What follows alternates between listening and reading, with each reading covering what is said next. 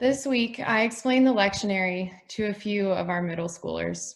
How churches across the world, Catholics, Episcopalians, Presbyterians, and the like, all read the same passage of Scripture on Sunday mornings. So that no matter where you are and no matter what language is spoken, we are all hearing the same stories. A benefit of the lectionary is that it forces us to grapple with problematic texts that we may otherwise avoid. A failure of the lectionary is that it pulls these stories out of their contexts, making them even more difficult to deal with. And the dangers of reading biblical stories beyond their contexts is no more glaring than it is when we read a story like the binding of Isaac. In youth group recently, a high school senior shared that she was reading through the Old Testament for the first time on her own. I was so excited. I couldn't believe this was happening. And then I was deeply concerned, wanting so badly to defend the text because I knew what she would find there. Indeed, she hit the nail on the head when she said, "It's wild to think that I grew up going to church every Sunday, to this place that's centered around some really violent stories." She is not wrong. Somewhere in between the Bible's seemingly irrelevant genealogies and downright harmful theologies, so many of my friends have walked away from Christianity. And so many of you have said to me in a similar vein, "I don't like the Old Testament. I can't stomach it. The God portrayed there is senselessly violent." Portions of the Old Testament can feel foreign to us for sure. But to pit the Old Testament against the New Testament, to say that the former is less palatable than the latter is the false dichotomy. We cannot shudder at the death and resurrection of God's beloved son, Isaac, without also trembling when we acknowledge the death and resurrection of another beloved son, whose story becomes the cornerstone of the Christian faith. It wasn't until I was in college that someone took the time to point out this thread that runs through the stories of Abraham, Isaac, Jacob, Joseph, and Jesus, each of whom, brought to the brink of death, is restored to the promise of life. We avoid talking about stories like the binding of Isaac or the crucifixion of Jesus because indeed they are tragic, indeed they are horrific. But acknowledging the violence in the stories does not bring the violence to life.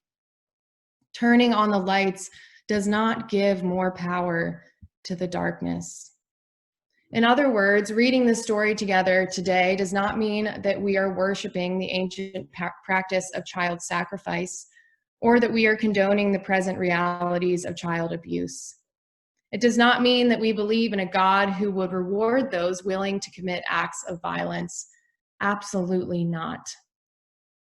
So let us first and foremost declare that as the church, we must listen for the cries of children abused by those in positions of power.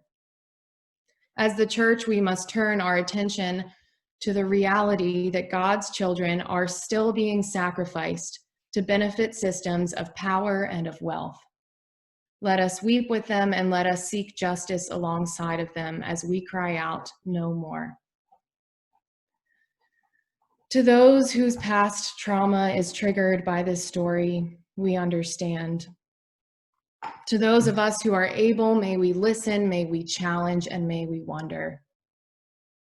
To know these stories, to be honest about the realities of the violence they portray, to wrestle with them as a community, to ask questions and to invite our children to do the same. This is our responsibility to the text, to our history, and most importantly, to one another and to the future of the church. So what is happening in the book of Genesis? Why did the ancient Israelites tell this story? What do we imagine they might have heard? What do we hear? There is no consensus among scholars that allows us to explain away the violence in the story. Sure, some say that Abraham knew God was testing him all along, that Abraham was silently obedient because ultimately he knew that Isaac would be spared. Others look for lessons in the text, and they reply with well-known platitudes. We are not called to comfort or success, but to obedience. Give yourself to God, and God will provide. But perhaps God's test is not designed to teach Abraham something, that he is too attached to Isaac or that he must learn to cling to God rather than to the content of this world. And certainly it should not lead to the self-centered question, what do I need to sacrifice so that I might grow closer to God? Perhaps there is no lesson to be gleaned from the binding of Isaac. Perhaps there is no moral to the story. Attempting to find one kind of feels like a justification of the violence or a glossing over of the reality of death. Rather, what if the story confirms a fact about the nature of life and about the nature of human relationships with God? Violence in this world is a given, and often it is right at our fingertips. But even with the power of death literally in his hands, Abraham still listens for the promise of life. Hearing this story in the shadow of exile, the ancient Israelites likely would have seen themselves in the characters of Abraham and of Isaac.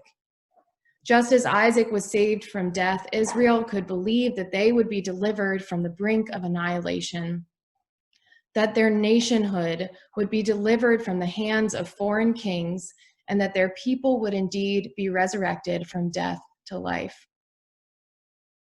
We hear this belief in the promise, this tension between the reality of death and the hope of life in our psalm today. How long, O Lord, will you forget me forever? How long will you hide your face from me? How long shall I have perplexity in my mind and grief in my heart, day after day? How long shall my enemy triumph over me? Look upon me and answer me, O Lord, my God. Give light to my eyes, lest I sleep in death. Lest my enemies say, I have prevailed over him, and my foes rejoice that I have fallen. But I put my trust in your mercy. My heart is joyful because of your saving help. Therefore, the question for us today is not, will we be subject to the hand of violence, but when we are, how will we respond? Some people read this story as if God were a detached observer, some kind of heavenly homeroom teacher, watching from afar to see if Abraham passes his test. But God puts so much at risk in this ordeal. God places God's own future in Abraham's hands. Indeed, this text confirms that we are God's hands and feet in the world. Let's listen for this word hand in the text of Genesis. It first appears in Genesis chapter 3, verse 22. After Adam and Eve eat the fruit in the Garden of Eden, God says, "The man has now become like one of us, knowing good and evil. So he must not be allowed to reach out his hand and take also from the tree of life." In this primeval story, our hands become a metaphor for our agency, for our capacity to give life and to take life away. The word reappears in the story of Cain and Abel when God curses Cain's blood-soaked hands, and then again when Jacob emerges from his mother's womb, holding Esau's heel in his hand. And just before the binding of Isaac, we are told a parallel story of the expulsion of Hagar and Ishmael. While in the wilderness and on the brink of death, God speaks to Hagar, "Come, lift up the boy and hold him fast with your hand, for I will make a great nation of him." Then God opens her eyes and she sees a well full of water. And with what little energy she has left, she fills her skin with water and she gives her son a drink. In the valley of death, God gives her a vision of the source of life. In our story today, Abraham holds the knife in his hand, but he does not reach out. "Abraham, Abraham, do not reach out your hand and touch the boy. Do not do anything to him." And Abraham lifts up his eyes to see a ram caught in a thicket by its horns, to see redemption for himself, for his son, and most importantly, for his people. Ishmael and Isaac. Each of Abraham's sons is threatened with death in the wilderness, one in the presence of his mother, the other in the presence and by the hand of his father. At the center of these two stories, Abraham's hand holds the knife, and Hagar is enjoined to hold her hand on her son. In each case, the angel intervenes at the critical moment, and each of the sons is redeemed to life, to live out the promise of God, to carry forward the blessing, be fruitful and multiply. Death to life, to death to life. In these stories of redemption, it is life that has the final say. And this is the good news. Following the binding of Isaac, the next time this word hand is used is in our introduction to Rebekah, the matriarch who carries forth the seed of the Israelite nation. Abraham's servant goes out in search for a wife for Isaac, and he wonders how he will know who she is. And he knows when Rebekah offers him a cup of cold water. "Drink, my lord," she says, and quickly lowered her jar upon her hand and gave him a drink. It is not a coincidence that our gospel reading today says, "Whoever gives even a cup of cold water to one of these little ones in the name of a disciple, truly I tell you, none of these will lose their reward." Death to life, to death to life. Even in the shadow of death, may we listen for the promise of life. As God's hands and feet in the world, may we remember that we have the capacity to give life and to take life away. With the weight of this responsibility in mind, may we choose to hold the cup of water rather than the knife in our hands. And may we place our trust not in the hand of violence, vengeance, or disregard, but in the hand that promises life, so that when we cry out, my God," we might feel her hand wrap around us, and in her silent embrace, we might hear her promise whispered in our ear, "Here I am, my child. You are safe. You, my love, are safe."